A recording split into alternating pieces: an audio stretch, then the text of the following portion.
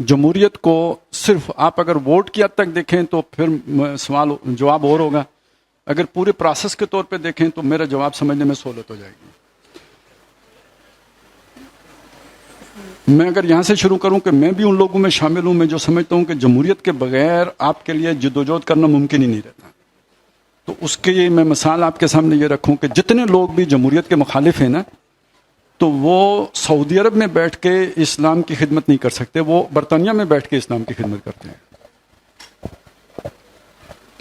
وجہ کیا ہے کہ سعودی عرب میں تو بندہ غائب ہوتا ہے، پھر پتہ ہی نہیں گیا کدھر ہے۔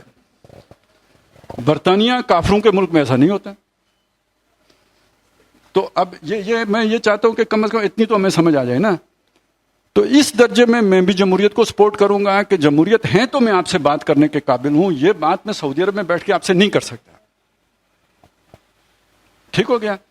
اب اس جمہوریت کا ایک جو ہے نا پہلو وہ ووٹنگ کا ہے، الیکشن پروسیس ہے۔ الیکشن پروسیس آپ نے بھی کچھ بات کی ہے، میں دوسری طرح کہتا ہوں، الیکشن پروسیس ہوتا ہے نظام چلانے کے لیے، نظام بدلنے کے لیے نہیں ہوتا۔ یہ غلط فہمی ہے کہ آپ الیکشن کے ذریعے سے نظام تبدیل کر لیں گے۔ الیکشن کے ذریعے سے نظام نہیں تبدیل ہوگا۔ نظام جب بھی تبدیل ہوتا ہے ریولوشنری پروسیس سے ہوتا ہے، جو گیون پروسیس ہوتا ہے وہ ہاتھ بدلنے کا ہوتا ہے، نظام بدلنے کا نہیں ہوتا۔ اور ہاتھ تبدیل ہوتے ہیں، مشین جو چل رہی ہے اس کو چلانے کے لیے، مشین بدلنے کے لیے ہاتھ نہیں بدلے جاتے۔ تو میں کم از کم یہ نہیں سمجھتا کہ الیکشن کے راستے نظام تبدیل ہو سکتے۔ اور یہ اقبال کا بھی خیال ہے کہ الیکشن ممبری کرسی صدارت بنائے خوب آزادی نے پھندے، اٹھا کے پھینک دو باہر گلی میں نئی تہذیب کے انڈے ہیں گندے۔ بھئی اچھا بھلا شریف آدمی بھی جب ادھر جاتے ہیں نا اسے جھوٹ بولنا پڑتا ہے، سٹنٹ چھوڑنے پڑتے ہیں، اس کے بغیر پبلک جو ہے نا وہ کہتے ہیں بیانیہ ہی نہیں ہے جی آپ کا بیانیہ کا کہاں، یعنی کوئی جھوٹ ہی نہیں ہے جس کو لے کے ہم چلیں۔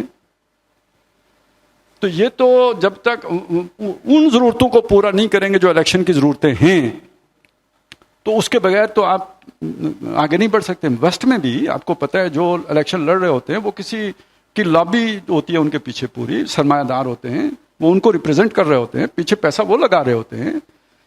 تو اسی لیے اقبال نے کہا کہ یہ جو ہے نا دیو استبداد جمہوری قبا میں پائے کوب، تو سمجھتا ہے کہ یہ آزادی کی ہے نیلم پری۔ تو الیکشن پروسیس سے تو چینج نہیں آئے گی، لیکن یہ سمجھ لیں کہ اگر ڈیموکریسی نہیں ہوگی تو آپ کو پہلا قدم اٹھانے کا موقع بھی نہیں ملے گا۔ تو اس اعتبار سے ہم ڈیموکریسی کے تو حق میں ہیں کہ رہنی چاہیے، مارشل لا سے بہتر ہے، آمریت سے بہتر ہے، لیکن یہ کہ یہ نہیں سمجھتے کہ الیکشن پروسیس کے نتیجے میں اسلام آ سکتا ہے۔ اس کے لیے پھر ظاہر ہے اگر آپ مظاہرے بھی کرتے ہیں، پکٹنگ بھی کرتے ہیں، دھرنے بھی دیتے ہیں، تو یہ بھی ڈیموکریٹک پروسیس ہے۔ اس کی دوسری انتہا یہ ہے کہ بیلٹ نہیں تو بلٹ، تو جتنا بیلٹ کے ذریعے سے آنا ناممکن ہے اتنا ہی بلٹ کے ذریعے سے بھی آنا ناممکن، کیونکہ آج کی ریاست کے پاس جو طاقت ہوتی ہے عوام کے پاس وہ طاقت نہیں آ سکتی۔ تو ایکچولی تو ڈیموکریٹک پروسیس ہی ہوگا، لیکن وہ بیلٹ کا پروسیس نہیں ہے، وہ ایجیٹیشن کا پروسیس ہے۔ اچھا ایک بات اور بھی عرض کر دوں، ڈیموکریسی کے بارے میں جو شرک کی بات کی جاتی ہے تو اس معنی میں بالکل ٹھیک ہے کہ جہاں عوام کو یہ حق ہو کہ جو وہ قانون خواہش رکھیں کریں گے وہ قانون بن جائے گا، اور اللہ کی بات جو ہے کنارے رکھی جائے گی، تو یہ شرک کی صورت ہے، حاکمیت میں شرک کی صورت ہے، اس میں کوئی شک نہیں۔ لیکن یہ کہ دو مشرک برابر نہیں ہوتے۔ ابو جہل بھی مشرک تھا اور موتم بن عدی بھی مشرک تھا۔ ابو جہل حضور صلی اللہ علیہ وسلم کی جان لینے کے در پہ تھا، اور موتم بن عدی وہ ہے جب آپ طائف سے واپس آئے ہیں تو اس نے اپنے 11 بیٹے بلا کے آپ کو پناہ میں لے کے مکے میں داخل ہوا ہے، رہا مشرک ہے، آخری وقت تک مسلمان نہیں ہوا۔ اور اس کا اتنا بڑا احسان حضور نے مانا ہے کہ بدر کے موقع پہ جب 70 قیدی بندے آپ کے سامنے پڑے تھے اور آپ نے فرمایا کہ اگر آج موتم زندہ ہوتا اور ان کی سفارش کرتا تو بغیر فدیہ لیے میں سارے قیدی چھوڑ دیتا۔ تو جمہوریت کم از کم ہمیں بولنے کی آزادی دیتی ہے، زندہ رہنے کی آزادی دیتی ہے، تو اتنا احسان ہمیں اس کا ضرور ماننا چاہیے۔ آخری مسئلہ اس میں یہ بھی ہے کہ جب اسلامی نظام آ جائے گا تو خلیفہ کا چناؤ کیسے ہوگا؟ بہت سے لوگوں کا خیال یہ ہے کہ جو جماعت قبضہ کرے گی بس اس کا خلیفہ ہوگا، جب تک اسے آپ ماریں گے نہیں وہی خلیفہ رہے گا۔ یہ سوچ صحیح نہیں ہے۔ بات یہ ہے کہ ٹھیک ہے وہ ایک ریولوشنری جو ہے نا پیریڈ ہوگا، ایک عبوری دور ہوگا، لیکن یہ کہ آخر آپ نے جب نظام بنانا ہے تو اسی جمہوری نظام سے آپ نے اپنے لیے جو ہے نا وہ طریقہ کار وضع کرنا ہے۔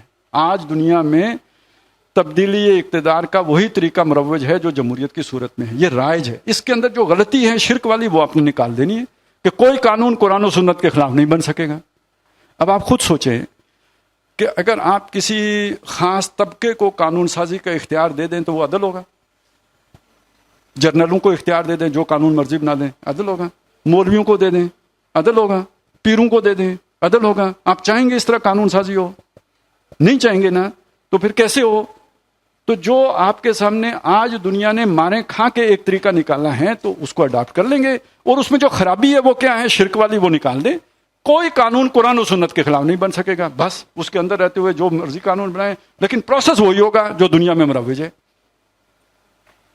لیکن یہ بعد کا فیز ہے، یہ تب کا فیز ہے جب آپ نظام غالب کر چکے ہوں گے۔